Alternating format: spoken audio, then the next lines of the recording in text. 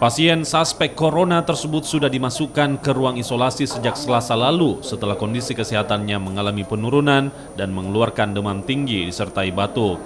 Pihak rumah sakit pun telah mengambil sampel darah untuk kemudian diperiksa di laboratorium di Jakarta. Sejauh ini pihak rumah sakit memastikan saat ini pasien dalam kondisi yang baik.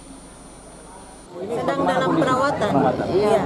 Bisa dijelaskan Bu, perawatan apa saja yang di... Ya seperti biasa sesuai dengan prosedurnya, dokter melakukan pemeriksaan, kemudian hasil pemeriksaannya sementara ditunggu. Jadi pemeriksaan yang sudah diambil itu pemeriksaan laboratorium, radiologi dan swab.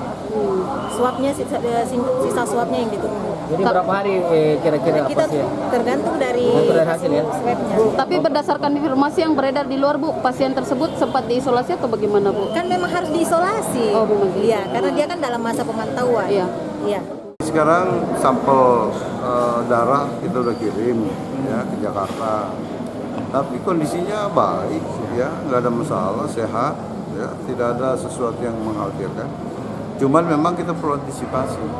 Saya pernah melakukan perjalanan ke negara tertentu. Iya, iya, makanya itu kita masukkan ke daerah ruang isolasi. Ya, Satu orang. Dari Cina. Dari mereka dari mana? Perjalanan dari mana itu? Dari India transit Malaysia ya. Tapi kita berdoa mudah-mudahan ya, karena kondisinya sangat baik.